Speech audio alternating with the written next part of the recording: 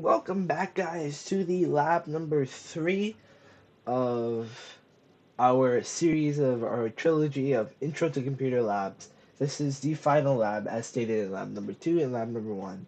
Um, First off, to begin, as I said in the last video, this is either a welcome back or a welcome. And for those, if it's a welcome back, good to see you again. Happy to be of some importance. And if you came back, I'm gonna say I'm glad you did because I put a lot of thought into these videos, and I hope that it may be of any sort of value. If it may be something small, at least you got something from it. If it's a welcome and you're a new person and you're just a stroller on the internet, my name is Nathan Ramprasad, and I'm the author of Intro to Computers. And this video, lab number 1, 2, and 3 of Intro to Computers, are these videos are a part of that book, and in that book I include 3 labs, and those 3 labs um, go through different ways in understanding your computer. They're very basic, simple labs. However, it's important and it's cool to know these things because you can take your computer to the next level. And usually these videos, you can find this information in the book because I didn't want to just rely on the YouTube videos to tell a story or tell what the book is saying because that doesn't make any sense. So I really just go through what I went through in the book in with a actual person.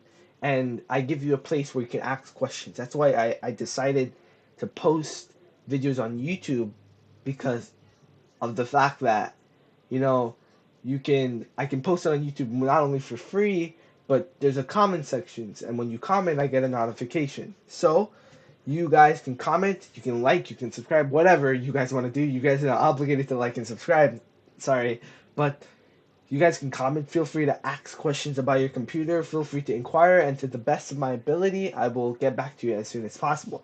So, this is lab number 3, and this is configuring your Windows interface. And the Windows interface is this. And I hint at this in the last one, but these are your icons. These are your search bar. These are your different things that we go through in the book. And I suggest that if you haven't gotten the book yet, or you haven't contacted me to get a book, um, I would suggest you do so because this book, if you're not used to computers and not only are you coming into this world of information technologies, it's good to know about computers, right? Because it's so easy to get lost and it's so easy to get comfortable in the idea that you know computers when you actually don't. So we're gonna jump straight to. We're gonna go over some basic things to start off with.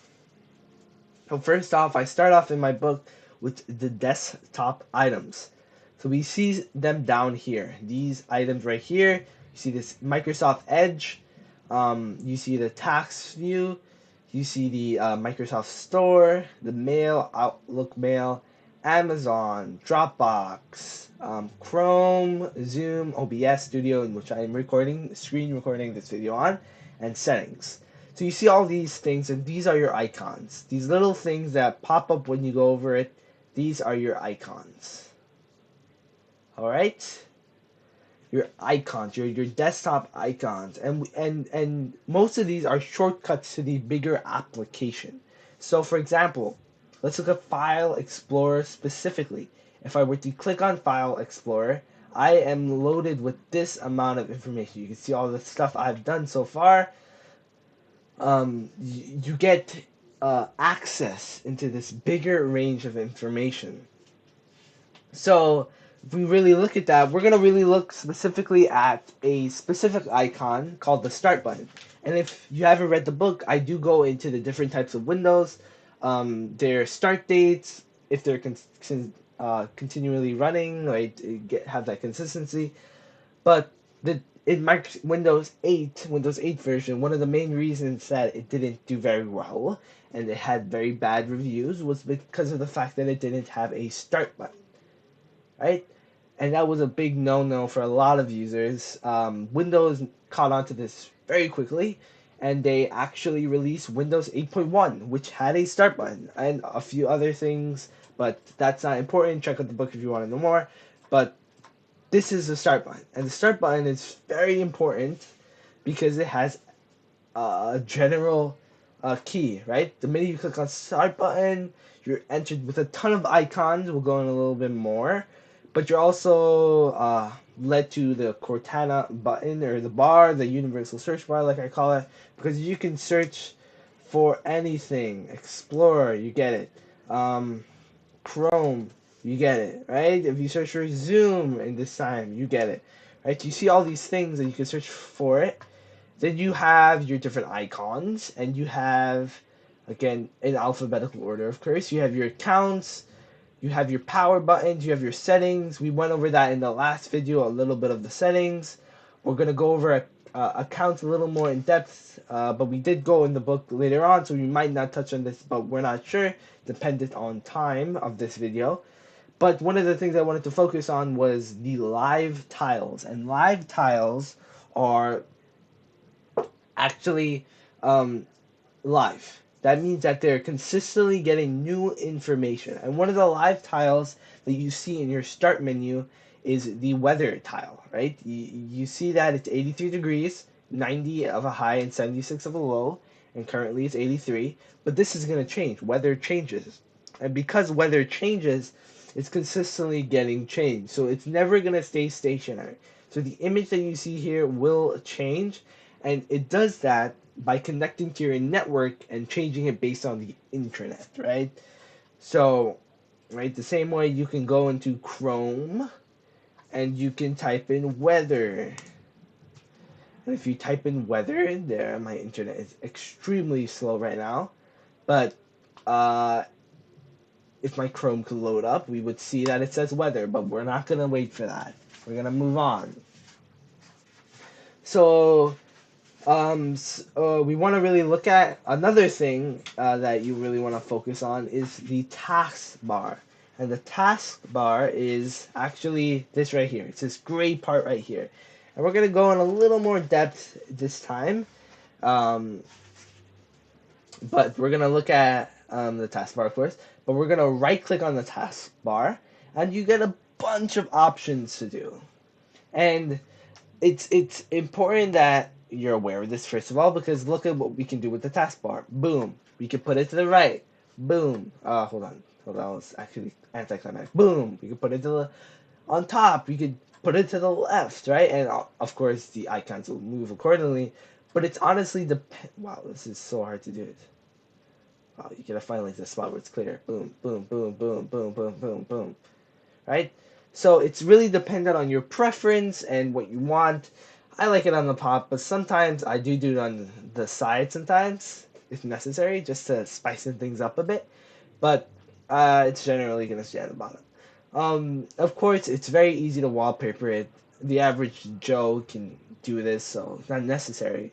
But next what we're gonna look at is the taskbar settings, and what you can do with it. You can lock the taskbar, so you can't move it anymore. It's never gonna move.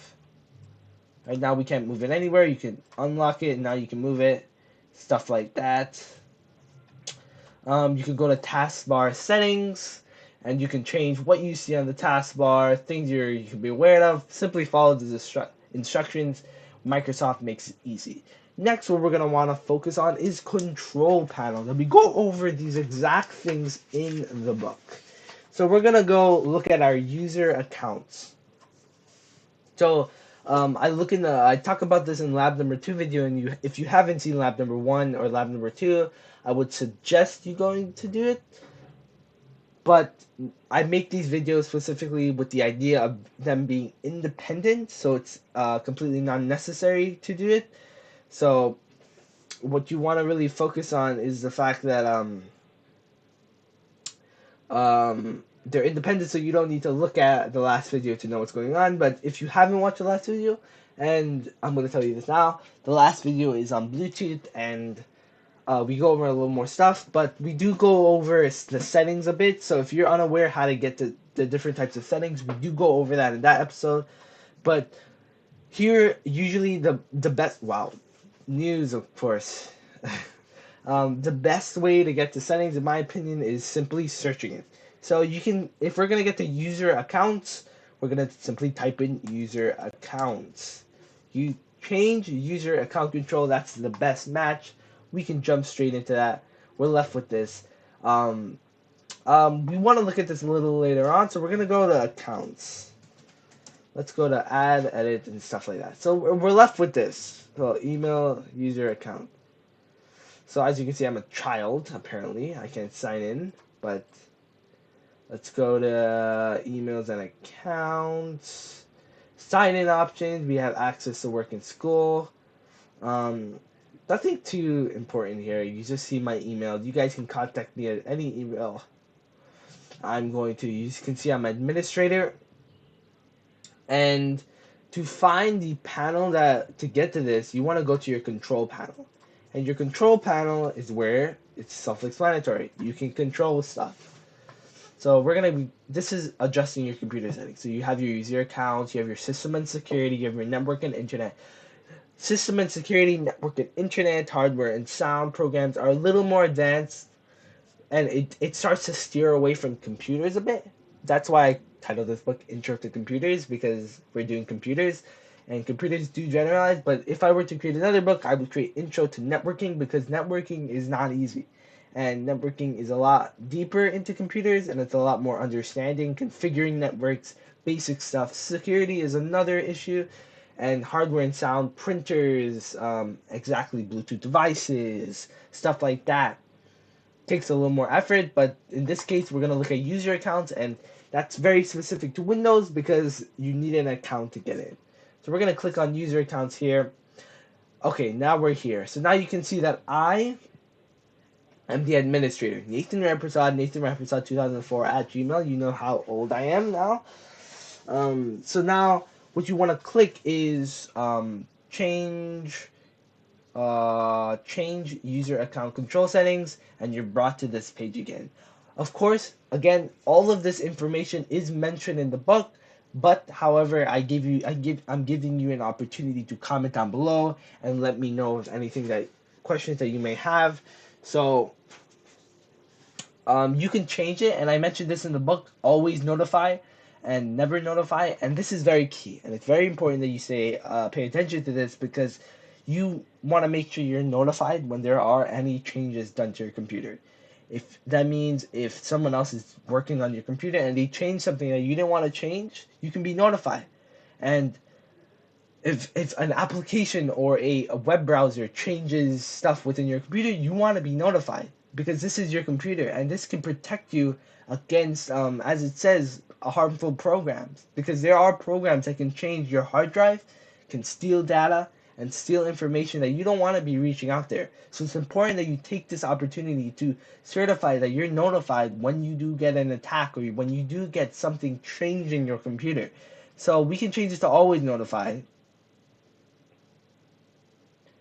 So, so you can see the difference with here. Always notify is when any changes made, notify me.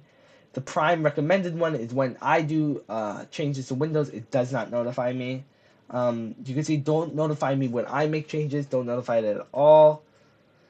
Uh, and apps say never notify me, stuff like that, right? You can read.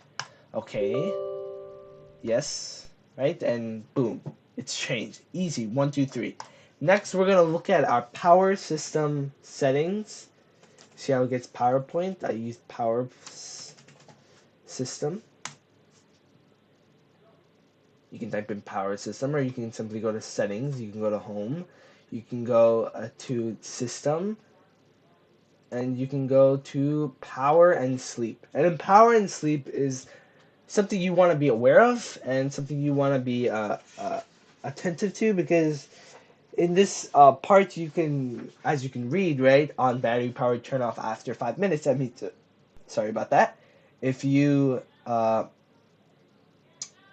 in a sense, leave your computer uh, on, it would turn off after 5 minutes. And when plugged in, that means it has continuous power. If you're using a laptop, it shuts down. These settings are, as I discussed in the power system settings and the laptop chapters in my book, they're different. These settings are for laptops, right? That's what you see when plugged in, because a laptop can either be plugged in or not plugged in on battery power. So you see the screen when it turns off, the screen turns off. That means that, but that does not mean that the computer itself turns off. If the computer itself, as we discussed in the power system settings chapter or the power system settings subchapter, you see when the CPU and RAM are still running.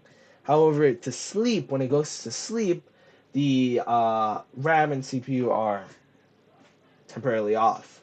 So to sleep, it's 10 minutes. So if I left my this laptop on for more than 10 minutes without me moving the mouse or whatever, it will go off after 10 minutes. And if I do the same with um, it plugged in, 20 minutes though. We're going to click on additional power settings in the right new related settings. We're going to click on that. We're going to look at that. And we're going to choose or customize a plan or choose what the power button does, stuff like this. We'll reach with this screen and choose what the power button does, and this is for the power button. So when I press the power button, it sleeps. Um, when it's plugged in, it sleeps as well. When I close the lid, that means if I close the lid on this laptop, it sleeps. So everything sleeps here. We don't need to change anything. Choose what the closing lid does. When I press the power button, such and such. When I turn off the display, you can mess around with these settings how you want to. It's really necessarily for your personal needs and your personal issues. And so I'm gonna end off this video because we're towards the end of what is required in the book. I do give a little more, and I will. This is the last video, so this is the outro. And as of right now, whilst recording this video, I haven't released the book yet because I need to film these videos before I do. But I will release these videos and to the public when the book is out. So if you're watching this after I release the book, which you will, um, I'm glad that you stayed along this journey. And if you haven't, and this is your first time, I'm glad that you even watched the video to the end. It's as a person who's trying to benefit the community, I find that the best way to use my talents is to try to teach and try to use this opportunity and technology as an opportunity. And I say opportunity a lot because I love opportunities to reach to you guys. So when you look at these videos and you look at everything that we've done so far, wow, power systems. So if you look at everything we've done so far, and if you watch from videos one, you realize that I'm really not trying to make you professionals, as I said in the book. I'm not trying to make you geeks who can assert themselves into any conversation and know what the answer is, but I'm just trying to make you aware of your surroundings because times are definitely changing and we're moving into a technologically advanced world. So you're going to have to keep up. There cannot be no excuse for you not knowing technology. It's the honest truth. You can't say you don't know how to use, you're not a computer geek. You can't say you don't know how to use a phone. You can't say you don't know how to use a computer. You have to be aware of these things. The job market, just in every day. And the book teaches you the basics, but you wouldn't imagine how you probably couldn't because if you're watching this video, you're a smart person. But and I'm not saying the people who don't know it aren't smart, but what I'm trying to say is that it's hard to imagine how much people don't know how to use a computer. When I went into my Cisco networking class at my high school, I was that person. I thought that I knew how to use computers, but I didn't because I didn't know how to correctly alter my power system settings before I learned all of these things. I didn't know how to alter what the names of Chrome were. I didn't know that there were desktop icons. I didn't know how to search for settings. I didn't know how to connect a Bluetooth device because I was unaware of it. Because I don't usually do that. But when the time comes to do it, you need to know how to do it. So that's what the book teaches. It gives you this opportunity to learn something that you have had your whole life. So with that said, I really hope that you check out the book. Um, Intro to Computers by Nathan Rampersad. I have released Instagram account and a Gmail account for the YouTube channel, but as you saw in this video, you have multiple accounts to email me at. So make sure that you guys really do. I really would love your input of and when I say to comment, you don't have to comment to get me higher up in a video. You don't have to. If you don't want to help me out, you can actually email me or direct message me on Instagram. Do that. That's fine. I get the notification either way, and that's all I care about. You can contact me, and this is a major thing. If you're really iffy about spending money, you can contact me, and you can DM me, and we can see what we can do about getting you a book, either be a physical copy or a audio book, or not an audio book, but an ebook, an electronic copy or a PDF, whatever it may be. We'll think about that. The PDF version will be a little bit different, of course, but we'll see. Other than that, not more to be said. It's a pretty impactful video because this is the last of first three videos. These videos are on a channel called Beginner Resources, and I'm going to take this opportunity to introduce that channel. You've been watching it on Beginner Resources, but if you're watching it from the book, you don't care about the channel. If you're watching it out of the blue, you don't care about the channel. But here is the mission statement of that channel, and it is to simply self-explanatory provide beginner resources for beginners. Because I have to found it that there's a lot of YouTube videos on how to do a skill. For example, play guitar. I can simply type in how to play guitar, and a bunch of videos will pop up. But it's a lot of videos on how to get faster, how to get look good playing guitar. And there's no direct series or direct videos that teaches me the proper fingering methods, the proper strumming techniques to play guitar, but they only care about views. And this whole channel is revolves around not getting views, but making sure that you're educated and you're well informed of what you need to do. That developing strong habits from the seed, and so when you grow into that oak tree, you still have that habit. Teach them when you're young, right? So that's basically what beginner resources is. You can check out my Instagram at beginner resources.